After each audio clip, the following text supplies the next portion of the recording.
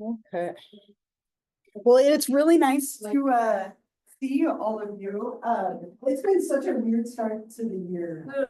I feel like I said that last week, and it's even more so after we lost power and other things that I won't say. But it's been a start to the year. So I'm excited that we're all here. I really hope we don't have any more power outages so that we can actually get into our stuff. But hopefully all of you watched the little video that I made and you got some of the announcements that I sent out.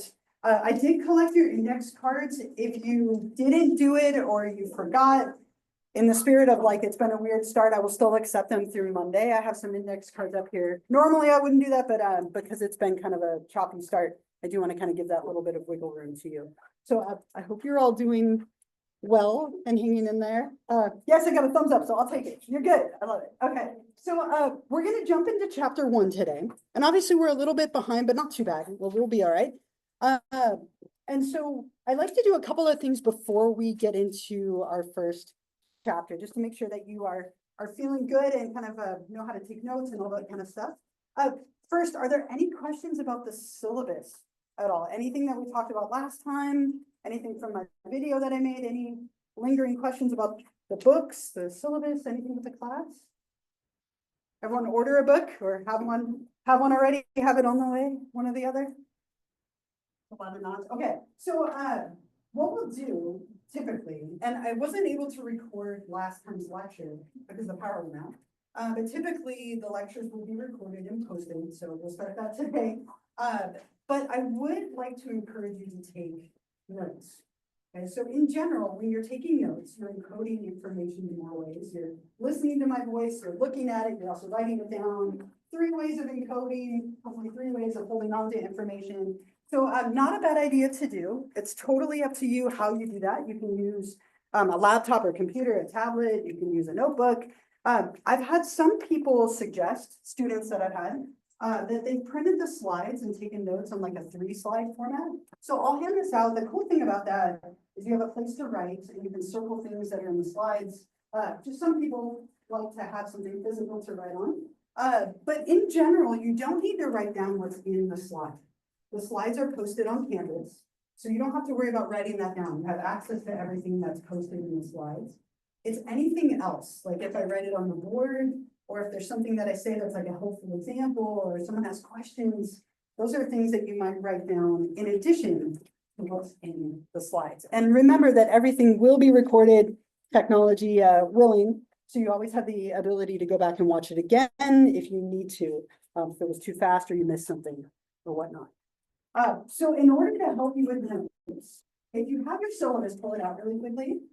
And if you need another copy or didn't get a copy, I have some extras. Anyone need one? Okay, keep your hands up and I'll bring one over to you. Anybody else?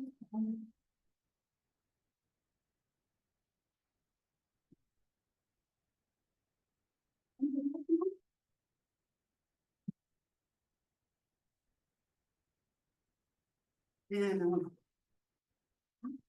okay, so on page 3, the second to last page, there's a little thing about taking notes.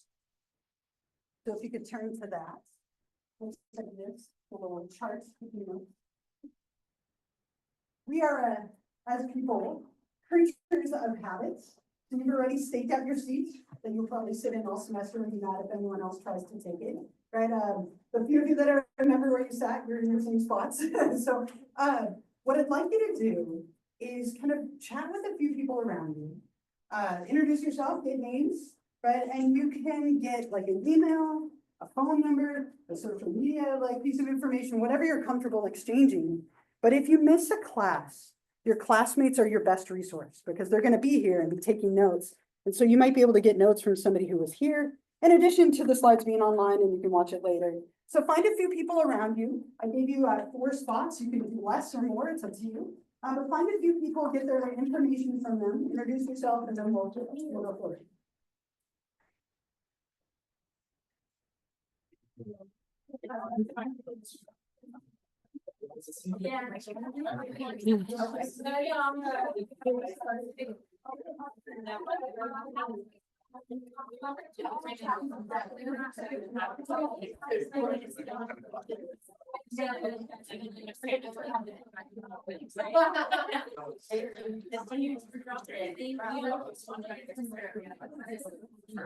I know, I'm also gonna use like, okay, thank you.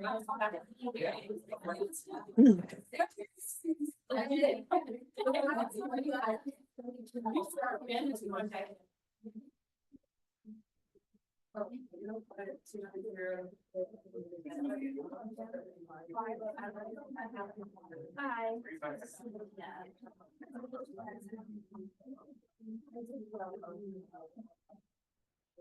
No, I haven't done yours yet. Oh.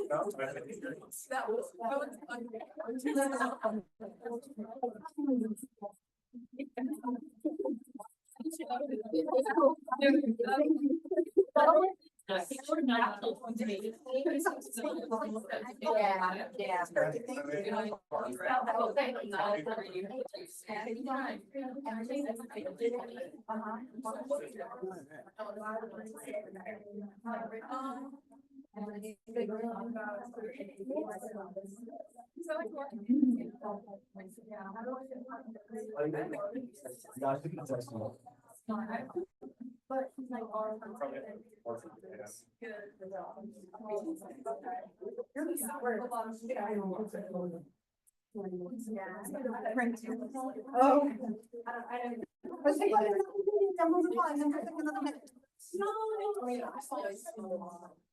That's her. Thank you. No, you're right. Thank you.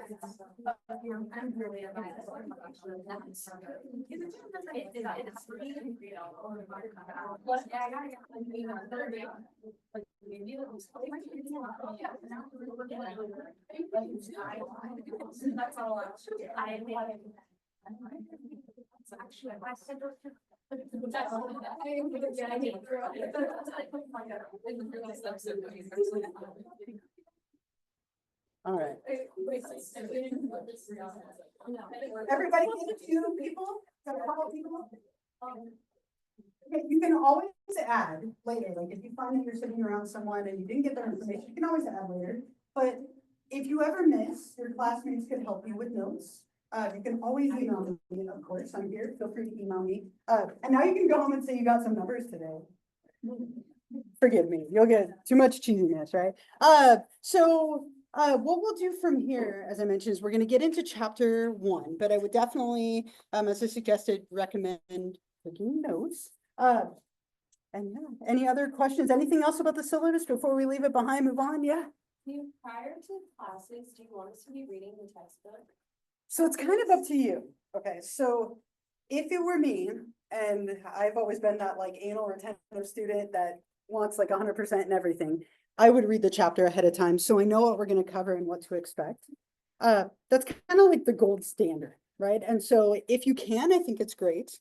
If you can at least like skim through it or read it at some point in the week we're covering it, that's totally fine too. And you don't need to bring it with you to class unless there's a day you need it, I'll make sure to let you know. But in a beautiful world, yes, but if you don't, you'll be okay. Yeah. So we read the entire chapter and we take notes on it. Yeah, so I would say that the exams and things are like 90% what we cover in class. And the book is gonna help kind of fill in those gaps and give you some context. So your main focus is more like, I would say, on the lecture, and then the book to kind of supplement, so kind of flipped the other way. So again, if you don't have the book, this was the one that we are using, but the older one will work. I see a few of you with it. And then I had said this one was optional if you wanted it. So all of that information is on Canvas should you need it. But if you haven't ordered it yet, I would definitely get on. Okay. Anything else? Anything else about the syllabus? Any of that before we jump in? All right, let's go. So what we'll do in chapter 1 is we're going to look very quickly at just some cultures around the world that have shaped sexuality in the United States as it is today. Okay, so we'll look at just kind of a couple of zones and areas of the world, some of their main like beliefs and things to get up to our current time.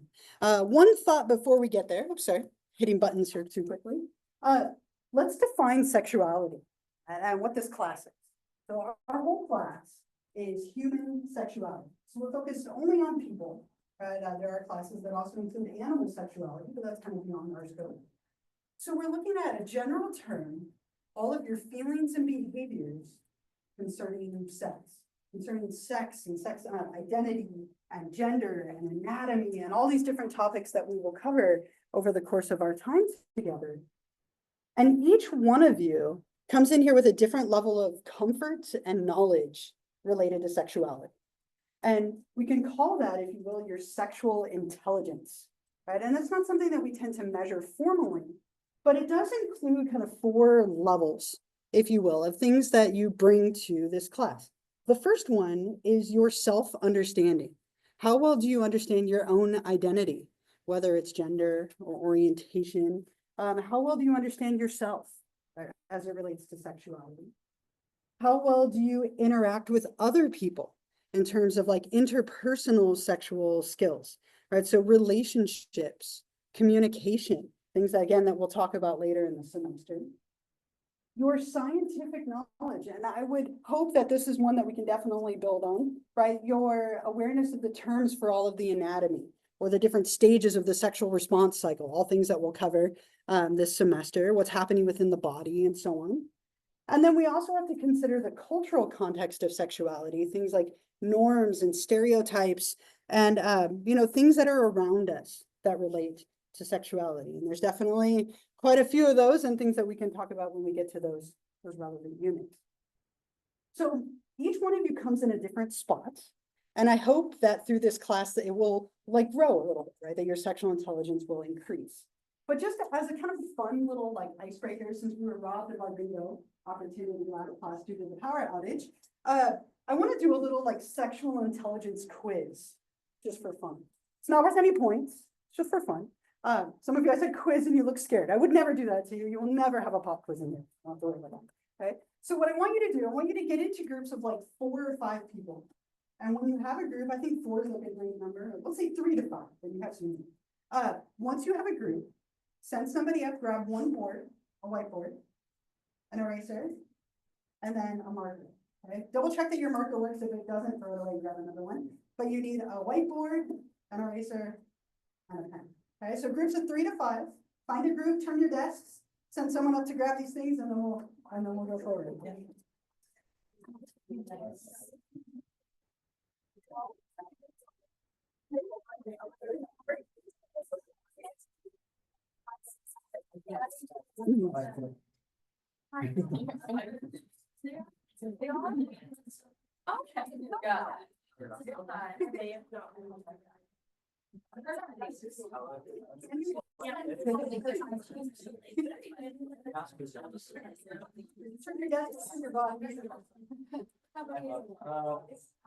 Check your pen, make sure your pen works. So, all right, I guess because of that. How many of these are? So it's 5. We're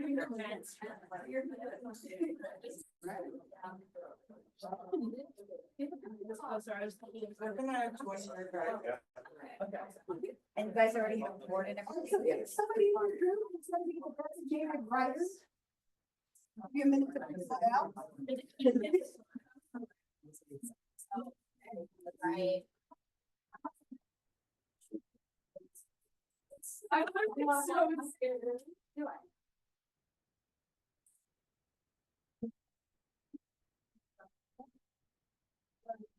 All right. Everybody ready? Someone who's gonna write? Okay, so, I have 13 questions. These are things that we're gonna cover all semester. And if you do not know them, that is totally okay, because hopefully you will by the time we're done. But I think it makes them more entertaining if you don't know them, so that's okay too, right? So what I'm gonna do is I'm gonna give you a question, all of you.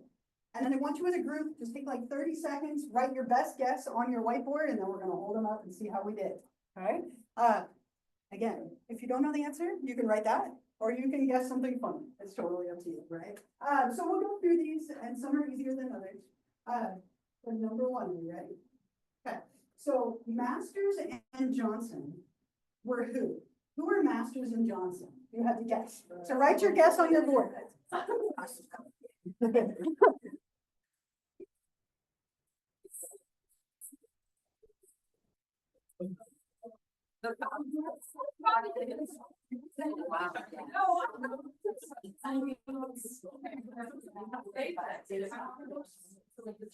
your best guess. If you don't know, that's okay.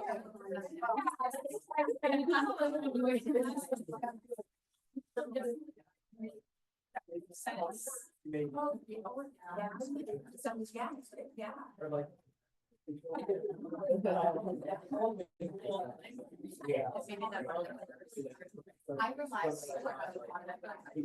All right, everyone ready? Everyone have something ready?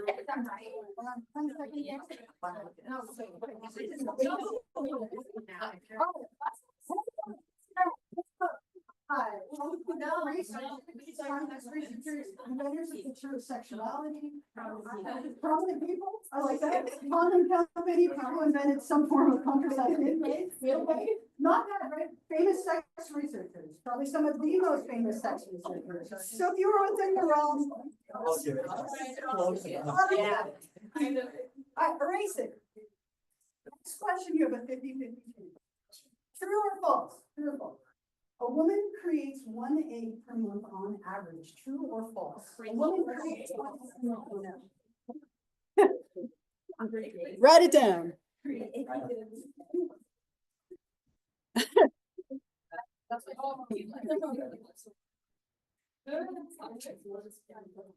All right, we ready? Hold them up. Hold them up.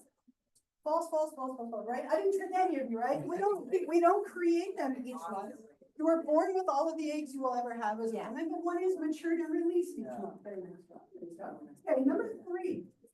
Probably one of the more entertaining ones. Okay, number 3. If your doctor asked you to point to your corona, what would you point to? If your doctor asked you to point to your corona, what would you point to?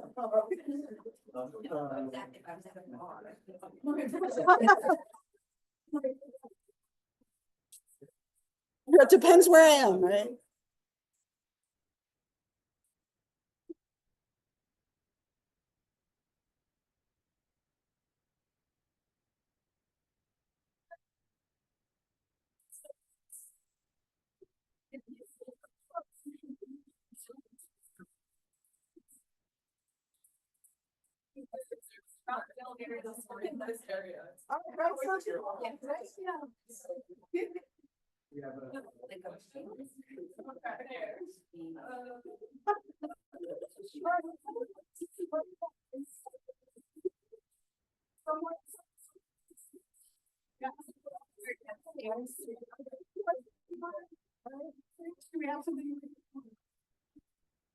I don't want to rob you of your chance. What do you got? Sorry, we're debating between somewhere downstairs and also somewhere in the brain. Okay. I heard somewhere in the eye. So the corona is the tip of the penis. So next time somebody asks you if you want a corona, clarify. Could be the beer, could be something else. You never know, right? Never know. All right.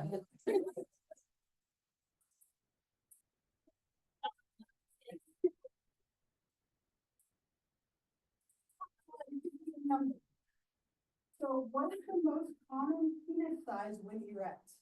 You can give me a raise or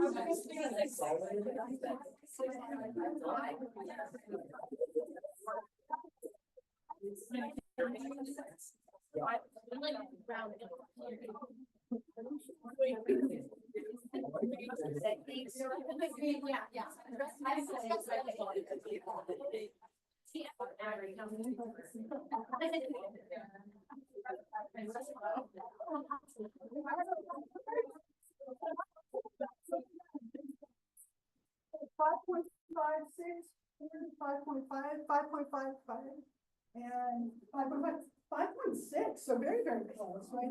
So 5 to 7 inches on average, specifically 5.6 inches, very specific number.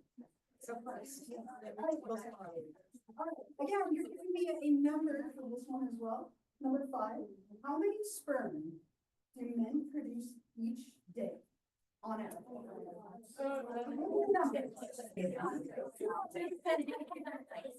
Too many?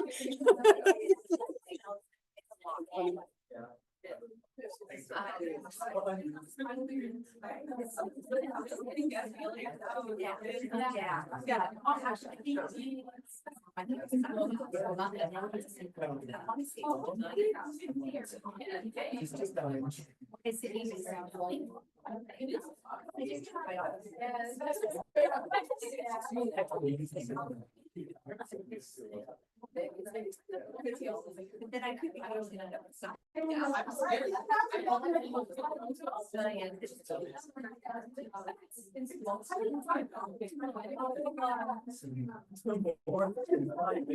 Yeah. 20 million, 2,000.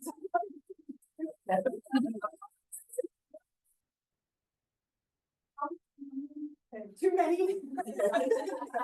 300 million per day. 300 million per day.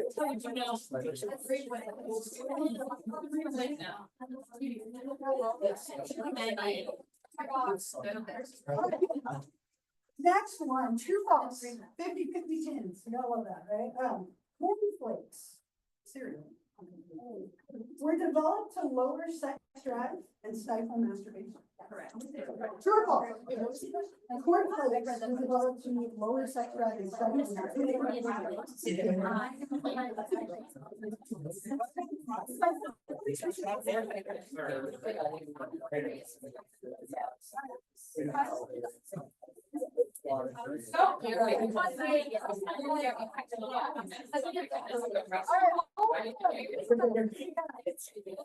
True. You're like, that's way too specific to not be true, right? Yes, so cornflakes and graham crackers were both developed as bland foods to stifle people and get them to stop masturbating. More on that later this semester. I'm not sure it worked, but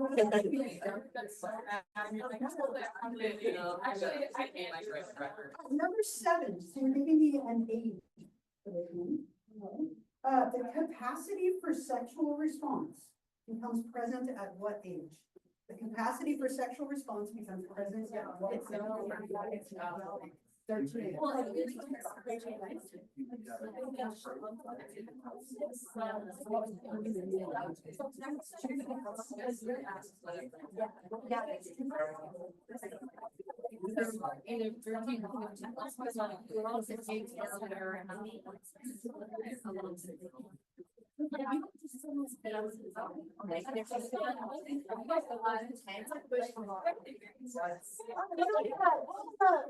do you just do? Yeah.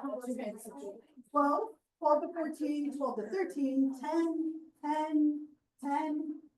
Before birth. So we'll talk about pregnancy, but oftentimes on ultrasounds, you can actually see little boys having an erection in the womb, so it's better. Before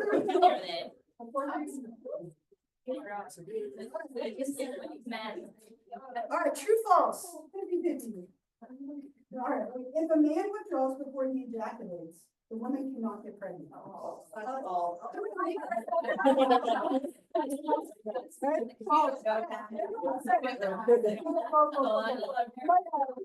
Brother would die. He and his wife were not.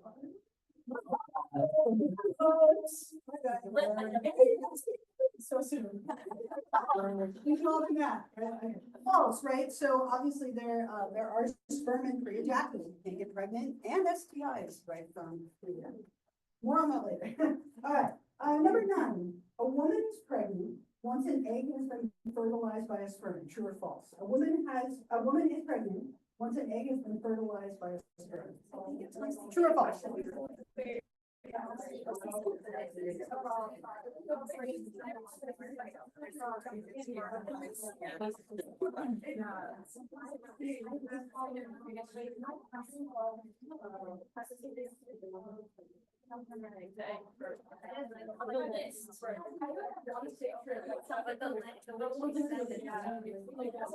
Like there's something. Let's hold on, what do we got? True or false? Okay, false, false, false, false, false, false, false. I want to false, right? We're just, we're just throwing it. So that is step 1, but it has to implant into the uterine wall, and at that point, a woman is pregnant. So it takes about 10 days, maybe a little bit more. Okay? All right. Next one, this one is also true or false. HIV can be transmitted through contact with saliva. True or false?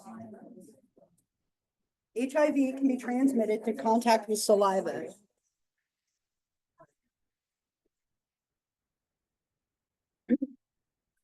Input every single time.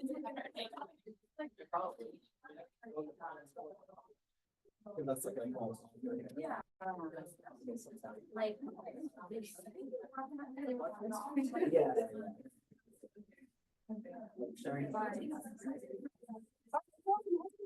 Yeah. Yeah. Okay. False, false, true. Bodily fluids, true, false, true, false. Okay, so it's false. Okay, so saliva is not one of the 4 bodily fluids that transmits HIV. There is one exception, but it would have to be a lot of factors. So if you had an open bleeding cut in your mouth, and you open mouth kiss somebody else with an open bleeding cut in your mouth, which I really hope you don't do with any of those things, then in theory, it could be possible because there's blood involved. Okay, but saliva by itself is not something that transmits. Okay, so only if you both had open bleeding cuts. Again, at that point, just wait, right? Okay, so we got a couple more. What is the, so a number for this one. What is the average age at which people lose their virginity? Give me a number, average age.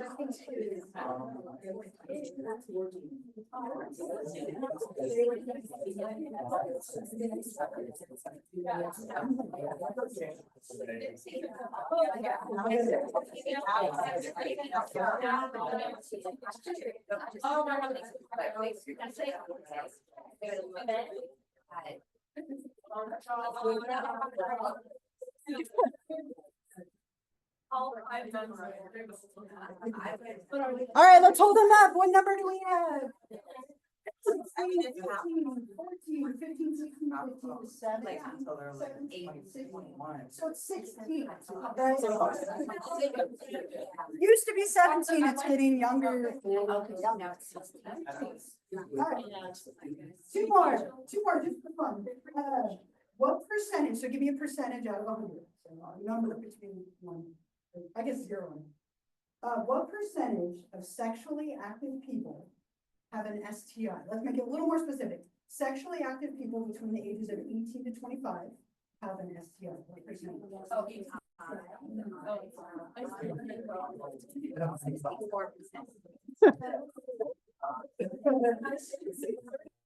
I don't know why I said that, but I'm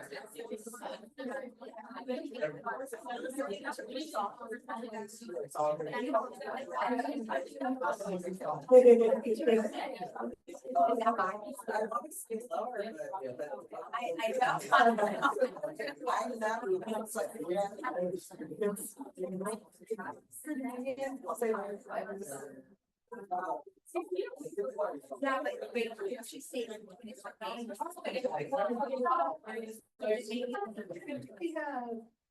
It is 7, that'd be terrifying. It's 7, 40, 40, 47, 25 to 30, 30. Okay, 1 in 4, so 25%.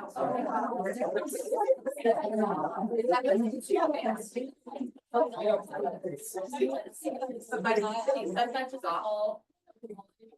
like this. So, I mean, technically, that can be considered a sexual infection, generally not, that might make it not quite a bit higher. Cold sores do count, right? Technically, I don't get. Don't like 80s and people pass. A lot of. Okay, so, one more question for you, just for fun, and again, thank goodness it's not as high as some of you thought, right? You can feel better about going into the weekend. Okay, how long after intercourse can sperm stay alive inside a woman's body? How long can sperm stay alive inside a woman's body?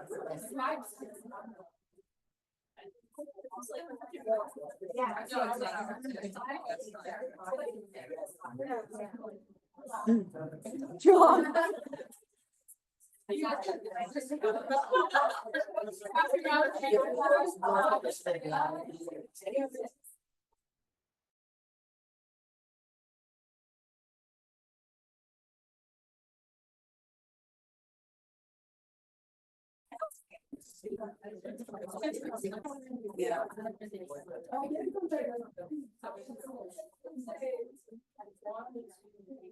All right, are we ready? I did all that. Oh, yeah, I hope you done. We got 22 weeks, 6 days, 3 days, 12 hours, 5 days, too long and too many. 7 days, 5 days, so 5 days on average. 5 days on average. Takes most of the guys away.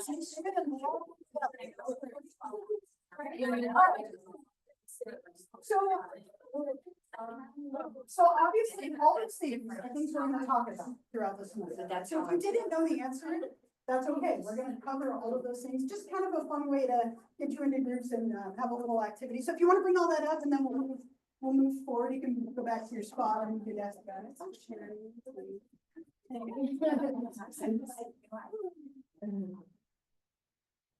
All right.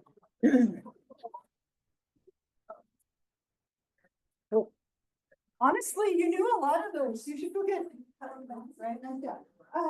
So what we'll do from here, that clock is really throwing me off, right? 10:32, not 12:45. What we'll do from here is we're going to take, as I mentioned, a quick look at a bunch of different cultures around the world. But, and this isn't our main focus. Our main focus is going to be sexuality in the United States.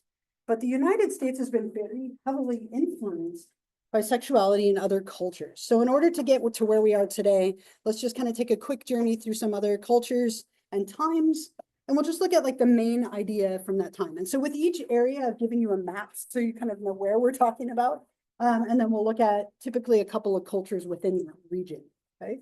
So one of the first places that we have a documented history of sexuality is if we go back to like the ancient Mediterranean. So we're looking at like Egypt, Greek culture, Roman culture. So if we look at a couple of things from that era and that location, in ancient Egypt, and so I have a lot of images and then like typically like 1 or 2 pieces of information. In ancient Egypt, we credit this culture with inventing male circumcision. Okay, really big contributing like element to modern time sexuality. But circumcision in ancient Egypt, and we're way back here BC, very different from circumcision today. When do we tend to perform circumcision today on a young boy? Right after birth, right? Like typically within the first like 24 to 48 hours after they're born. In ancient Egypt, this was a practice that was done when a boy was a teenager. And this was a transition to adulthood. It was done as a public ceremony by a priest with a stone blade. And everybody watched and congratulated them as they moved into the upper ranks of society and became a man. Okay, so very different from today, right? I don't know if maybe today is better, I would think, right? The stone blade in front of everyone as a teenager, that sounds awful, right? But it's typically now right off the bat, right after you're born. But they invented circumcision. They thought it was a practice that related to cleanliness and religion. It was a very male-dominated culture with a very heavy value on procreation. What does it mean to value procreation? Does anyone know what that means if we value procreating? You have a guess? Yeah. Sex for the purpose of creating children. Yes, exactly, right? So sex for the purpose of creating babies, creating children, and even more specifically between a man and a woman to create children. And you see a lot of that in like our ancient histories that we're looking at. Sex was between men and women, specifically for the purposes of having babies, right? And that obviously changed throughout time. So ancient Egypt, the Greek culture, so kind of in a similar like realm and similar time. Interesting culture, a little more permissive, right? And this culture was the first to separate sex and love, saying that they could be different things, that you could have sex with someone without loving them, and you could love someone without having sex with them, that they could be separate entities, that there were different gods and goddesses in charge of sex versus love. They also were a culture that very much valued something called pederasty, and that's up at the top. Pederasty was sexual contact between adult men and teenage boys. Now, a lot of the time people will say like, oh, early Greek cultures are really like a lot of like homosexuality, right? In this culture, because there was a lot of contact between men. It wasn't viewed as homosexuality. It wasn't viewed as being gay. It was viewed as a rite of passage and a mentoring that happened. And so what would happen is an adult man would take a teenage boy on as like a student of sorts. They would teach them the ways of the world, the ways of like life and finances and love. And as a way of saying thank you, that young man would often perform oral or anal sex on that older man. Okay, and that wasn't considered gay or homosexual. It was considered something they called pederasty. But kind of a common misconception that Greek culture is very like gay friendly. It's just a very different view of sexuality, and they called it at the time pederasty. Romans, we go back like early Roman societies. In early Roman cultures, we had this idea that marriage and sex were like connected only as a way to improve your economic and social standing. Most of the time when people get married or have relationships, it's because they love someone. There's like a passionate love to it. In this culture and at this time, it was more of a way to like improve your standing in society. So you would marry people often through arranged marriages as a way to get more money, improve your social and economic standing. A lot of prostitution in this period of time, very, very common, as the focus was more on like economics than passionate love. Really kind of like a random little thing. But if you see this bronze, like these little tokens and things right here, we found these later, and they were these little coins that we called spintria.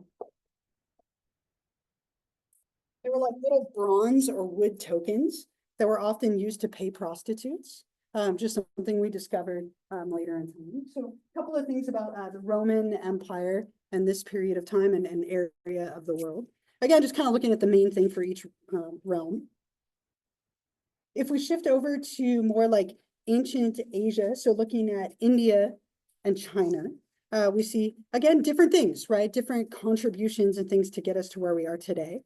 So starting with India, really big focus on karma. How would you define karma? What does karma mean to somebody? Anyone have like a definition in your mind? What is karma? Yeah. Does it have to do with like what you do in this life will affect what you get reincarnated in the next life? Yeah, it could, right? From this perspective, yes, right? But even more broadly, anyone have like in your life now, what does it mean if there's karma? Yeah. You did something bad. You hit someone with the car, and then the next day you get hit with the car. You have to love instant karma, right? When it happens, it's satisfying, right? Yeah, it's kind of like that. What goes around comes around, right? Like what you do has consequences, and in some cultures that could be instant, and in others it could have to do with like the cycle of life and death and your next life, which we see a little bit of in India. But karma became something that became like a big piece of this culture, along with a big idea that we call the Kama Sutra. It's a very famous book or sex manual, the kind of the first sex manual, if you will. And it was credited back to ancient India. Now there's a million versions of this. I have like one, I found the one that had the most images, right? Because it's colorful. So I'll pass it around if you want to look, but there's lots of versions of the Kama Sutra. Very first like sex manual came out of this period of time. Still a huge focus on procreation, sex between a man and a woman for the purposes of having children was considered good karma, right? And so having children in that like heterosexual relationship was good karma within this culture. In China, right, if we go to like ancient China, we look at kind of the interdependence of things, right? So we talk about the unity of the universe, get this interesting idea of combining male and female energy together to bring unity. And so if you've seen this image before, some version of it, we talk about like yin and yang, right? And we see that the yin is the yielding, weak, passive, feminine energy. And the yang is the positive, strong, assertive male energy. And through sex and through relationships, you join the yin and the yang energy together to create unity and balance. Right. So kind of looking at, again, like very like heavy, like heteronormative between a man and a woman, but looking at like sex and relationships as a way to unify and get energy and balance, in addition to creating children. Any like thoughts or comments or anything at the moment? Anything so far? Was that yeah.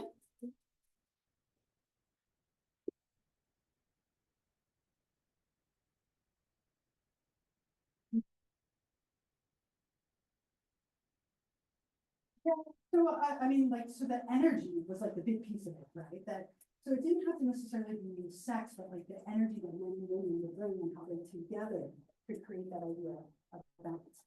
Extra points for reading the text, right? Anything else for now? Thank you.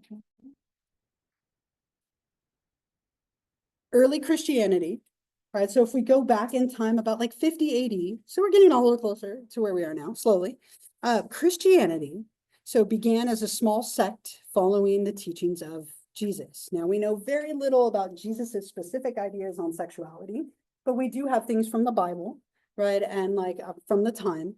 And in general, some of the kind of big ideas here, as religion has definitely shaped sexuality quite a bit and continues to shape sexuality quite a bit. We get this idea of sexuality being sinful for the first time. Right. So rather than focusing on man, woman, sex for children, we go one step beyond and say that sex is sin, right? And that you have to overcome the desires of the flesh, right? The original sin was giving into like lust and interest in sexuality, right? And so trying to overcome those desires of the flesh, avoiding like sexuality as it was sinful. We get terms like celibacy and chastity emerging. And these terms mean a little bit different things now than they did at the time. Historically, celibacy meant that you were not married. So if you weren't married, you weren't having sex, right? People didn't have sex before marriage. It just wasn't a thing. So not engaging in any kind of sexual behavior, whereas chastity was more of like the quality of being sexually pure. So maybe you follow certain rules, like you only do certain things, or like you only engage in sexuality alone versus with other people. And these terms are things that have definitely endured and we still have today, though they meant a little bit different kind of back here, way back in 50 AD. So a lot of influences of religion around the world, but specifically in the United States, we get a heavy influence of Christianity. And building on that a little bit more, as we get into like the Middle Ages in Europe, we see a lot of influence of the church. And it creates this really interesting dichotomy of Eve versus Mary. We kind of get this split in the way that we view women, right? Women are either like pure and they embody like Mary, or they're evil and they embody Eve, right? And this led to a lot of issues in Europe, like the witch hunts that happened, right? Oftentimes sex was associated with the devil and being sinful. And a lot of the women that were burned at the stake or accused of witchcraft because they were highly like sexual with other people. And so we get this idea of Eve and Mary kind of being contradictory images of women, right? And that people fell into one or the other category, which obviously is oversimplified and created some issues. I don't know why I'm going to share this with you, but I'm going to. When I was looking for a clip for this, apparently there's a video game where you can like compete as Eve versus Mary. And because I had to watch it, I recorded like 15 seconds of it so you could see it too. I'm going to play it for you, right? I don't know why. Just because it's in my head and I feel like it should be in your head too. Throws this snake and the other has a baby, right? But it was just this idea that like women were either really pure and good and wholesome, or they were evil and sexual and sinful. And obviously there's a huge range in between, right? But kind of dichotomizing women, which led to a lot of issues with female sexuality. And now apparently, again, there's a video game. I don't know which one, but it looks entertaining. I'm curious, right? Not that I'd let my kids play it, but I'm curious. Yeah. Moving on anyway. If we look kind of a different area of the world, we have a few more cultures, we're getting there. The Islamic Middle East. So if we go to about 500 AD, so again, getting closer, we have a lot of religion. Okay, again, you see this throughout time and throughout history that religion and sexuality have been so connected to each other. And so here we have the holy book of Islam, being the Quran, right, based on the beliefs of the Prophet Muhammad. And we see a lot of like value between men and women having sex to have children. We also see a lot of very like patriarchal ideas, meaning like very male dominated culture, where women have to, hide different elements, aren't encouraged to be sexual, have sexuality. But we see things like sex being for the purpose of having children, kind of going back to that idea, very common within this area of the world. We also see a term called eunuch comes out of here. I always think of Varys from Game of Thrones, right? Or Johnny Depp in Pirates, right? They both throw that term around a lot. But a eunuch was a term that came out of this culture and out of this time. It was traditionally a man who had had his testicles removed. And so what that does is it causes you to have less testosterone. So you have less interest in having sex, right? And so these men, these eunuchs, would guard the concubines of the sultans, but because they had been castrated, they would have very little interest in having sex with them. Now, this could also mean that you had your penis removed, but that was way less common. It was typically just your testicles or your balls that were removed so that you didn't produce testosterone or sperm to reduce your sex drive. But a term that came out of this era of time in this part of the world. As we move into the Renaissance, Reformation, and Enlightenment, I feel like I'm back in like AP European history in high school when I put this slide up, but the Renaissance, Reformation, and Enlightenment, we see a lot of shifts. And really interesting, if you look through history, this is a common thing that we see. You get a period of time that's very like liberal and open and progressive and forward, usually followed by a very harsh backlash where things are very conservative and tight and restricted. And then we go back to like being open again and kind of go back and forth throughout time, right? And so what we see here is the Renaissance was a period of like a very positive time for sexuality. It was a lot of intellectual and artistic thought, joy in life. We focused on joy, and a lot of joy came out of sex and relationships, right? That was a big part of joy for people, along with art and creativity. We moved away from something that came out of the previous time called asceticism, which was rejecting anything pleasurable, including like not eating rich foods or having sex or any of those kind of behaviors, to really focusing on like joy in life. Followed by the Reformation, right, where we go back to like religion and things being a little more like tight and narrow, though Martin Luther and Protestantism did talk about like the ability to have sex, to not only have children, but also to ease the cares and worries of life, which is one of the first times that we said, okay, well, you can have sex for other reasons than just to have kids, that it might be a positive pursuit in the relationship that makes life better, right? So a lot of religion, but kind of a different take for the first time. And then as we get into the Enlightenment, kind of going back to the idea of sex being pleasurable and natural and desirable, so kind of back and forth. And maybe that's a little bit of encouragement as we kind of, I think, maybe enter into maybe a little more restrictive period of time. Like oftentimes what happens is we go back and forth, right? We have like a tight and then like more open, and that has happened throughout history.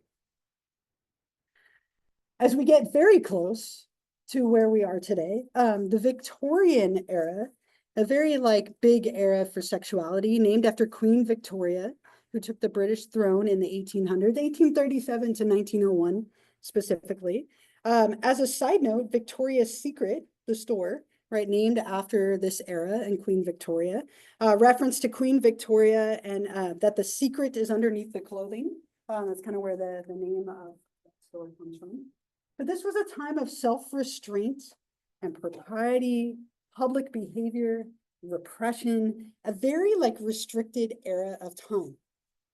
An article of clothing that came out of this time, like the bodice or the corset, is very symbolically representative of this time. Like you tighten everything in, you tie it all down and hide it, right? And that's kind of like what this area of time was. Men and women weren't supposed to sleep in the same beds as each other, right? Even if you were married, you were supposed to sleep in separate beds. All the way up into the 1950s, it was actually illegal to show women and men sleeping in the same bed on television or in movies. If you watch old movies, they're always in separate beds, right? Like we always watch Christmas Story and like the holidays, separate beds for the husband and wife, right? And that was really common in this era. You weren't supposed to show any kind of sexuality. It was all hidden and secret and like very like proper period of time. And interestingly, because it was so hidden and secret, prostitution took off like mad, right? Like it was like a time where prostitution flourished. It was so common. Men and women or husbands and wives had a lot of physical and emotional distance between them. And so people sought prostitutes for sexuality, right? Even though people were very sexual, they didn't practice it with their partners because it was discouraged.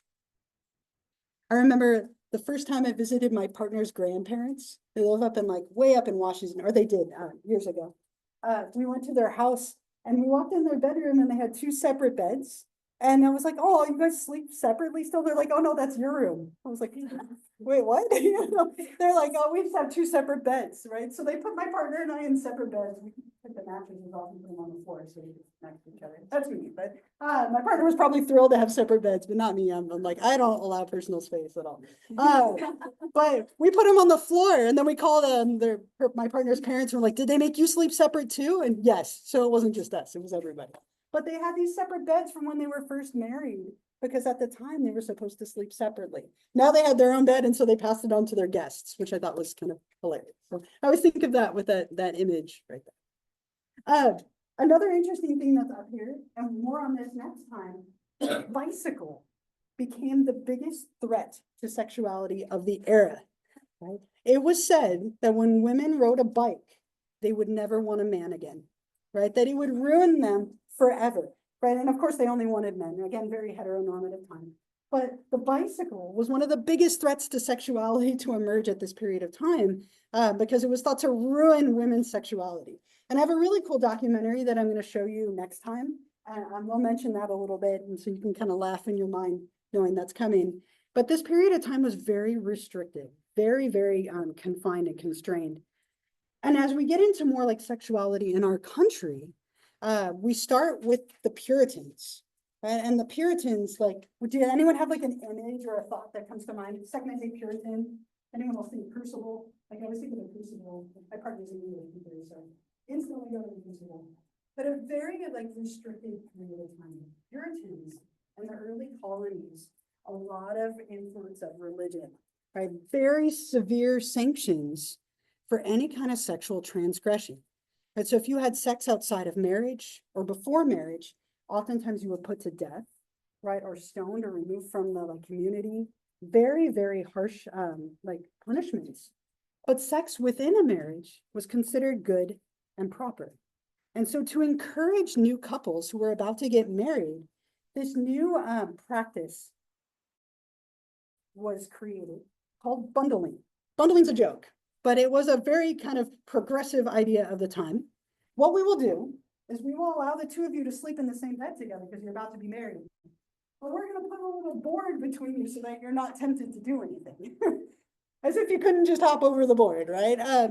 Very common at the time to put a little division or to put somebody into a sack and sew it closed so that they couldn't touch the person next to them, but they could sleep with them and still share their company. I found a clip of this, way better than the last clip, I promise. And so this is from an older movie called The Patriot, that Heath Ledger in it. But this couple about to get married that typically the man was put into so that they wouldn't be able to touch the person next to them, but they could still spend the night together. And as silly as it sounds, this was like the most progressive idea, right? Like it was a very like progressive way of allowing people who weren't married to share a space and share a bed. And so kind of one like progressive thing to come out of the Puritan era and time.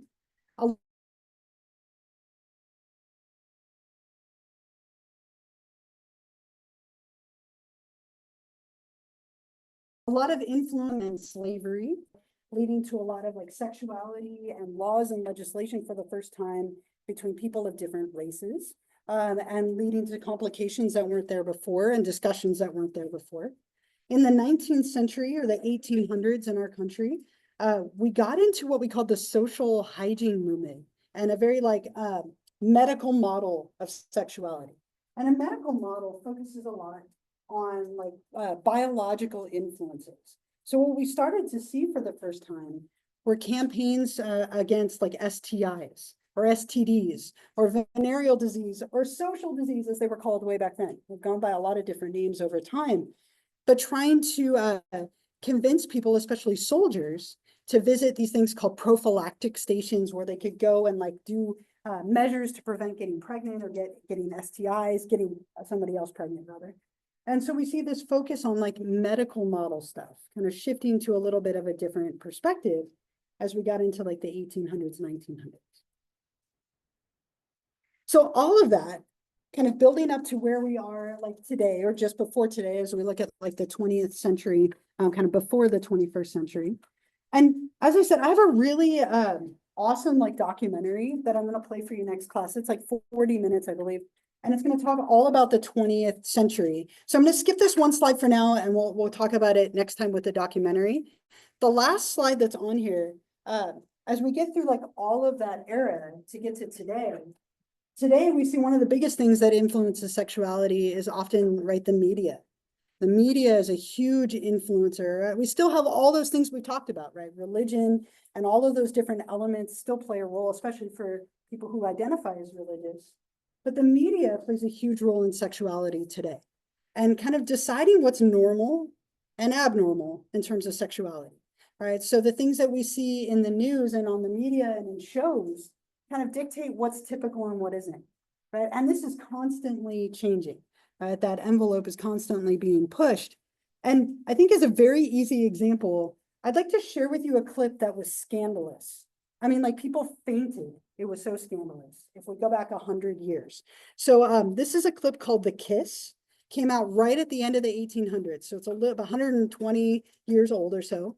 But this was the first time that it was ever shown on a screen, two people kissing. And people fainted. They were so upset, right? Like wild. And it's really awkward. I'm gonna play it for you. It's super awkward. But this was like banned. At the same time, people lined up and spent nickel after nickel to go see this. You have to love that it was only a nickel.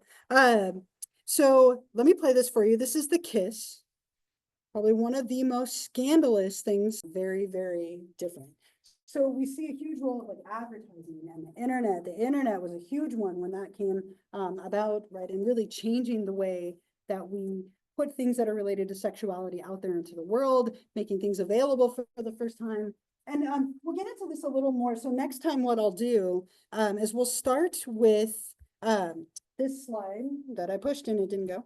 There we go. We'll start with this slide and a documentary. All right, so it's about 40 minutes and it talks about the 20th century sexuality. You'll see the bicycle in there, among other things, and it kind of builds us up to where we are today.